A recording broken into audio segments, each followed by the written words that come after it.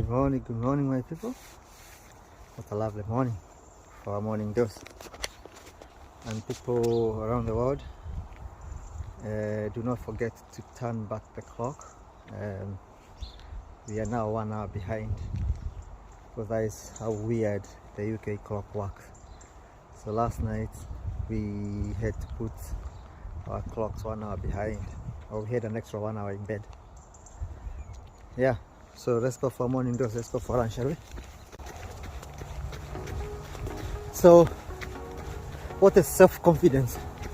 Because I keep on saying you have to have confidence in your ability, but then again, our greatest weaknesses is the lack of self-confidence. And if you manage to fix this, wealth and prosperity will be at your fingertips. So today we're going to talk about self-confidence and some few steps that if you follow them and keep doing them, you'll be more confident in yourselves, you'll be more confident in your ability. So follow us on this journey as we try to break down this enigma of lack of self-confidence. A lot of people credit to success or lack thereof self-confidence, to believing in yourself. If you do not believe in yourself in whatever you want to do, you've already lost. So if you fix that belief, and if you know how to have this belief and have the self-confidence and believe in yourself, you're halfway through attaining whatever you want to attain. So the first thing you need to do is to have the definite purpose. Know what you want and why you want to do it, and have it clear in your mind, so much so that there's no doubt. The second one is to think and visualize of the person that you want to become. So your mind is a very, very powerful tool. The moment you see yourself in the future, because a lot of people are stuck in the past being, there has been a lot of disappointment, or the current present of, things are not going well. But if you put yourself in the future, you make your future. The future you want, visualize yourself being that. This person, how you want to carry yourself, how this person will transform to be. Start doing that person.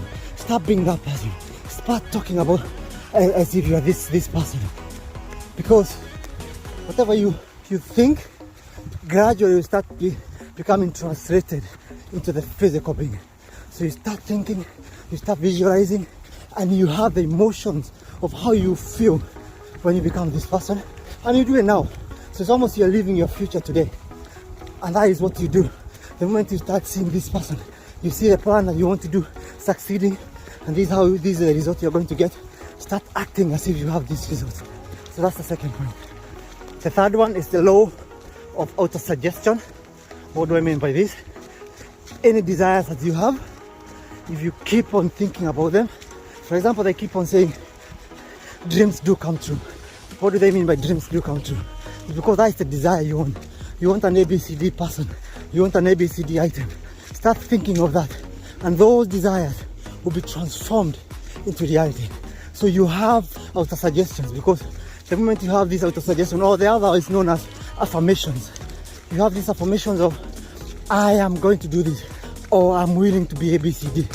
You have no doubt, and your subconscious mind, because there's no negative or positive energy or affirmations, whatever you give it, it will take it and it will make it a reality for you. So the power of auto-suggestion, you know what you want. Remember, you said you have this definite purpose, and then you are thinking and visualizing it, and now you're having the auto-suggestion of, this is what I want to do, because you're thinking of the future as if it's today. That thing will eventually be presented, or it will be translated into a physical being. The fourth one is you need to write a statement down of your definite chief aim. For example, if you say your definite purpose is to save lives or to give back to community, that is very ambiguous. Break it down. Where do you start?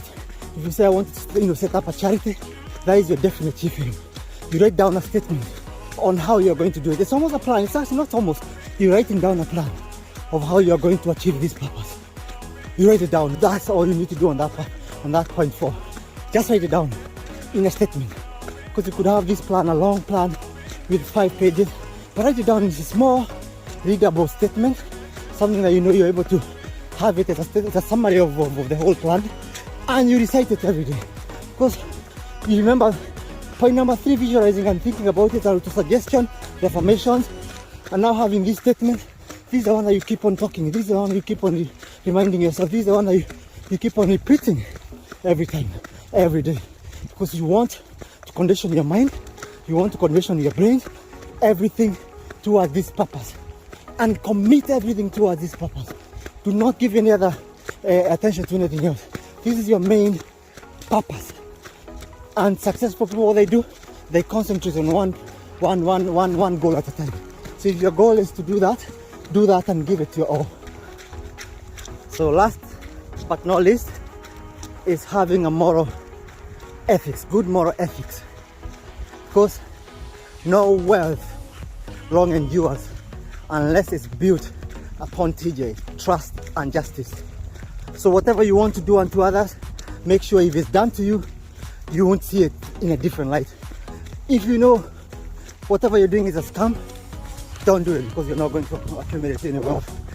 But however, if you know whatever you want to achieve is for the good intention and for the humanity, by all means, go do it.